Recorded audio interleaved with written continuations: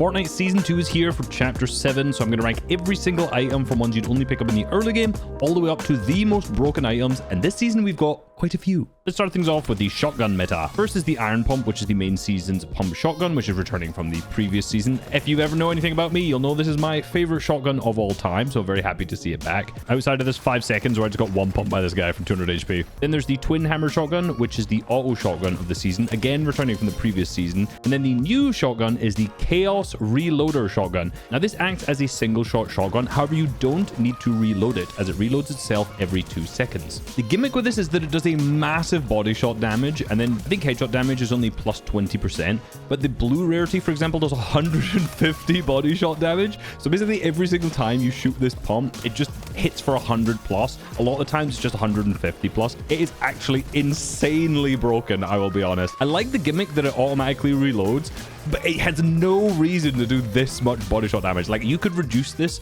by like a third and it would still be good. Like, I got full boxed by some simple edit go earlier like this. Bang! Dead. Iron Pump is going into the meta because it's the meta. Twin Hammers are strong, and then the Chaos Reloader shotgun is broken AF. There's also a mythic version of this. It does 173 body. Like, what are we doing here? What are we doing here? Come on. On to rifles. Now, there's a few in the meta, and this is slightly confusing of which ones you really want to take, and it really depends on the actual situation. So there's the Combat Assault Rifle, the Nemesis Assault Rifle, and then the Vector 7 DMR. The Combat Assault Rifle is by far the best damage per second out of them all, in blue being like 185-ish, which is around like 40 more than most of the assault rifles were in the previous season. So there's definitely like an increase in how strong all the weapons are, basically kind of across the board this season. For example, the Nemesis is around 160, and then the Vector 7 DMR is 102, but it plays a slightly different role. Now, if you played a bunch of Reload, you've probably used the Combat Assault Rifle recently, and in higher rarities, it feels like it has almost no bloom or no recoil whatsoever. So for players gliding through the sky or at just medium and long ranges, this is insanely strong.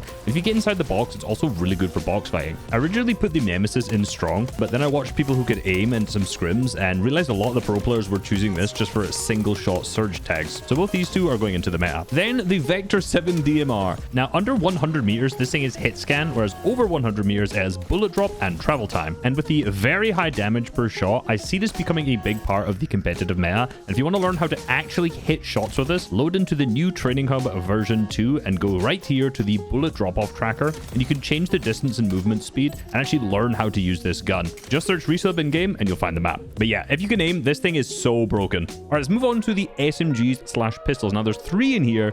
I mean, we have a very strong SMG meta, let's put it that way. The first is the Thunderbird SMG. Now, this has the laser attachment built in, which means that the crosshair is very small and is basically just 100% accurate at all times. Now, obviously, the big downfall of this previously and what made it really fun and balanced was the fact that it had bullet drop-off. However, now it's a hit scan weapon. So this is just really unbelievably strong. I've hit some insane burst damage shots with this, and I'm sure people who can actually aim have hit even more broken things than I will be able to. The damage drop-off only really starts at 28 meters, and even after 70 meters, it's still pretty strong with like 18 damage per shot in the blue rarity, that is, all the way down from 27. I don't know, a single burst dealing like 78 damage is very, very powerful. And what you've got to remember is that the crosshair naturally drags up as you shoot and goes toward the head, and has a 1.75 times headshot multiplier. So you can easily just hit like insane bursts if a single one of those bullets hit the head and a couple other hit the body. So yeah, this is broken AF. If you use this, you will know this feels insanely powerful right now and probably needs a nerf in my opinion. The next SMG is the Twin Mag SMG, which I can't believe I'm going to say is not the meta, but it's only not really the meta because it's not the Thunderburst. Like, you're going to take the Thunderburst.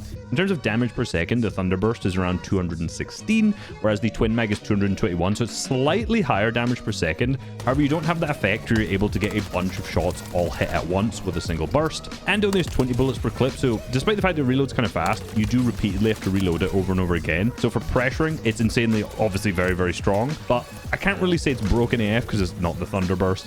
I am going to just put this into the meta because obviously it's an incredibly powerful gun, but let's be real, you're taking the Thunderburst over this. And the final mini ammo weapon is just the pistol. It's pretty decent. You know, I think this would be a very, very good pistol if it wasn't for these other 2 SMGs that you take instead. So I'm just going to put it into the early game only tier because despite the fact that it is actually good, I'm taking a Thunderburst or a Twin Mag as soon as I find them over this pistol. Let's move on to the new utility items that we've got. We've got some very interesting ones.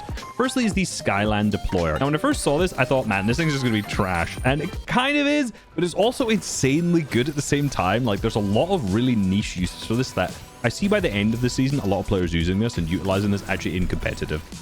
And what it does is, once you shoot it, it will shoot a zip line, and then you can zip on this. But you can also use this to break builds. And I've seen a few clips of players doing this where they put a zip line next to players' boxes. I will say it's quite difficult to like set up a specific angle to do this. I was testing a few times. I've not figured out exactly how you can use this to break through, but I'm sure there'll be some cool fighting tech we'll see with this throughout the season. The meta this year's already been playing the Storm for the most part, and this is one of the only mobility items you can really use to get yourself through quickly. And you can repeatedly stack them and fly up into the sky and then glider redeploy. So I do think one person on the team will probably end up carrying this. You can die doing this, as I have a few times, but it's a good way to get around the map pretty quickly if you need to W key people. Might be some crazy height takes you can do with this as well, like shoot it up onto height and chop them out.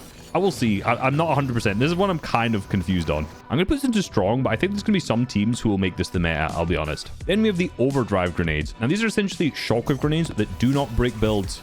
Thank you. They finally added them. They're so good. They're so good. They don't send you quite as far as a shockwave would, which is kind of disappointing. I think they probably should be buffed to go the same distance as them.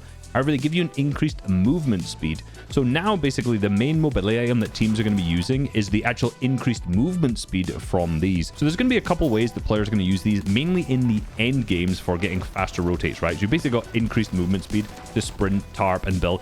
These are definitely the meta. You can use them and fire you and your teammate to both have the effect. So yeah, straight into the meta. People last season were moaning about the fact that wingsuits weren't great mobility because you can just die out the sky.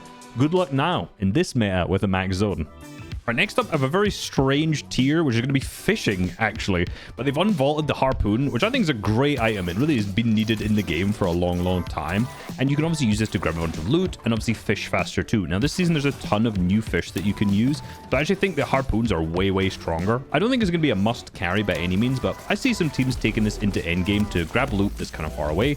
Just going into balanced. However, strangely, the pro fishing rod, which is, not been here since chapter 2, I'm going to put this into strong. And the reason for this is actually because of the enhanced loot pool that there is from fishing. Now, this just fishes faster and with less delay than a normal fishing rod. And you can see the loot on screen from when you do not fish in a fishing hole. So because teams are going to be taking a ton of damage with these stronger weapons this season, I foresee a lot of teams carrying a pro fishing rod and just setting themselves up on a spot near water, kind of similar to what Cringe was doing previously, and just fishing a ton of fish so they have a bunch of extra for every single rotate. So I actually think this is going to go in strong. There's also a very small chance of getting a Midas Flopper, which turns every single item in your inventory to gold, which is obviously the meta.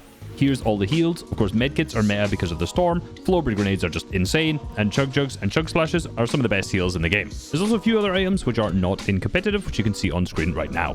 Remember, if you want to test all these weapons, jump into the Training Hub version 2, search resub in game, like the video, subscribe, peace.